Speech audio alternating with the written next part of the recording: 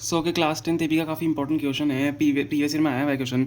An AP consist of 50 terms which of which third term is 12। ठीक है, third term में 12 दी हुई है and the last term is 106। Last term भी दी हुई है। Find the 29 term. अब हमें क्या क्या दिया हुआ है, देखो 50 टर्म्स है total, of which third term is 12। Third term में 12 दी हुई है, इसका मतलब A3 जो है हमें 12 के बराबर दिया हुआ है and the last term is 106। Last term मतलब अगर AN की हम बात करें, यहाँ 58 टर्म्स है क्योंकि टोटल ना, तो A50 हो जाएगा। तो लास्ट टर्म जो हमारी 58 टर्म होगी, टोटल 50 टर्म्स है, वो कितनी दी हुई है हमें? 106 दी हुई है।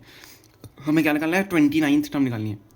देखो आपको एक फॉर्मूला पता होगा AP का, जो कि होता है AN is equal to A plus N minus 1D के बराबर। ठीक है, ये फॉर्मूला होता है, काफ़ी इंपॉर्टेंट फॉर्मूला इस क्वेश्चन में लिखना जरूरी है क्योंकि फॉर्मूले के भी मार्क्स होते हैं। देखो अब A3 दिया हुआ है, A50 दिया हुआ है, तो क्या मैं AN की जगह A3 डाल दूँ, मतलब AN की जगह पे 3 डाल देंगे तो क्या हम निकाल सकते हैं वैल्यूज़? देखो वैल्यूज़ निकालेंगे, देन दो इक्वेशन देंगे, इनको सॉल्व करेंगे। A3 आपका क्या हो जाएगा?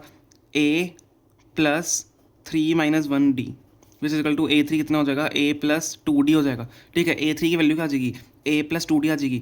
मतलब अब A3 की वैल्यू में क्या दी हुई है? 12 दी हुई है, तो हमारी वैल्यू क्या आ जाएगी? 12 is equal to A plus 2D, तो A plus 2D is equal to 12 के बराबर आ गया। ठीक है, ये हमारी इक्वेशन, हम इसको 1 मान लेते हैं।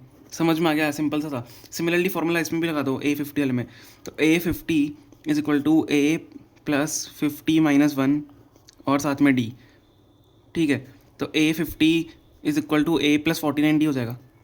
A50 is to A plus 49। अब A50 की वैल्यू क्या दी? 106। तो A प्लस 49D तो हमारा कितना आ गया? 106 आ गया। तो इक्वेशन 1 और जब इक्वेशन ऑफ 2 को सॉल्व करोगे, इजी है, एलिमिनेशन मेथड से सॉल्व कर सकते हो। इसको माइनस माइनस में चेंज कर दो, देन दोनों को या सब्स्टिट्यूट कर सकते हो, एक ही वैल्यू इसमें सब डाल दो। तो इसको आप इजीली जब सॉल्व करोगे, तो आपकी, मैं अभी सॉल्व नहीं कर रहा हूँ इसको ताकि आपको हमारा टाइम वेस्ट ना हो, ये बहुत ईजी इक्वेशन है, इनको आराम से सॉल्व कर सकते हो।